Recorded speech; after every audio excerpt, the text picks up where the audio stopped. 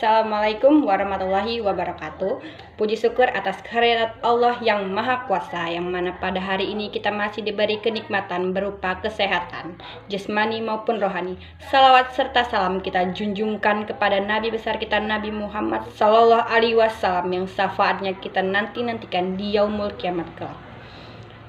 Pada kesempatan yang berbahagia ini, izinkan saya berceramah sedikit tentang pendidikan pada masa Rasulullah, pada masa Khalifah, dan pada masa dinasti Umayyah, dan pada masa dinasti Abbasiyah. Baiklah teman-teman, pertama saya akan membahas pendidikan pada masa Rasulullah. Pendidikan pada masa Rasulullah terbagi pada masa dua periode, yaitu pada masa pendidikan di Mekah dan pendidikan di Madinah. Pendidikan Islam pada fase Mekah terdapat 3 tahap. Yang pertama, tahap rahasia. Yang kedua, tahap terang-terangan. Dan yang ketiga, tahap untuk umum. Jadi, lembaga pendidikan Islam pada fase Mekah terdapat 2 tempat. Yang pertama adalah tempat Rumah Arkam. Yang kedua adalah Kutab.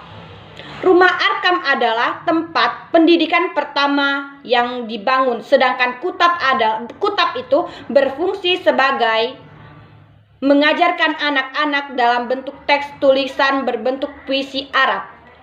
Selanjutnya ada masa pendidikan Islam pada fase Madinah, masih pada masa pendidikan Rasulullah. Pada fase Madinah, pendidikan Islam itu ada pada pendidikan ukhuwah antara kaum muslimin, pendidikan kesejahteraan sosial, pendidikan kesejahteraan kerabat, dan pendidikan pertahanan dan keamanan dakwah Islam. Sini saya akan menjelaskan sedikit tentang fase pendidikan pada masa Khulafaur Rasyidin. Khulafaur Rasyidin yang pertama ada Abu Bakar As-Siddiq. Pada masa Abu Bakar As-Siddiq, pada masa pendidikan Abu Bakar As-Siddiq, lembaga pendidikannya itu mereka menggunakan masjid. Masjid digunakan mereka sebagai tempat benteng pertahanan rohani, tempat pertemuan, dan tempat lembaga pendidikan Islam. Juga masjid ini dijadikan mereka sebagai tempat sholat dan tempat mengaji membaca Al-Quran. Selanjutnya masa pendidikan pada masa Umar bin Khattab.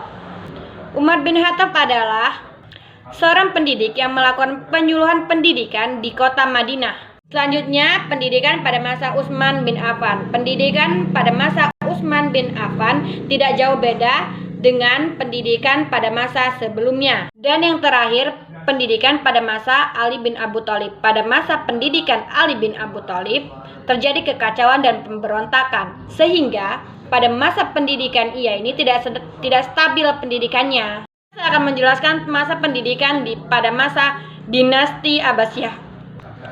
Pada mulanya, pendidikan pada masa Abbasiyah berkembang dengan sangat hebat di seluruh negara Islam. Adapun pengajarannya itu ada pengajaran tentang kurikulum pendidikan. Kurikulum tentang pendidikannya itu contohnya itu tentang bagaimana cara membaca Al-Quran dan menghafalnya dengan baik, bagaimana cara berhitung dengan baik, dan bagaimana cara kita mempelajari pokok-pokok ajaran agama Islam dengan baik. Contohnya itu bagaimana kita cara sholat yang benar, bagaimana kita cara berwudu, bagaimana cara kita berpuasa. Yang terakhir adalah pendidikan pada masa dinasti Umayyah.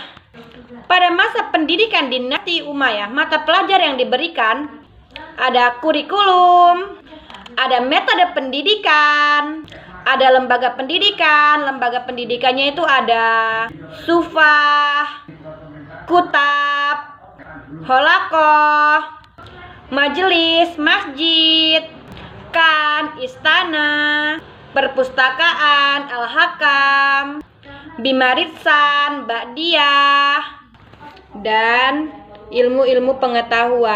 Baiklah, itu tadi ceramah singkat tentang pendidikan pada masa Rasulullah, pada masa Khalifah, pada masa dinasti Umayyah, dan pada masa dinasti Abbasiyah.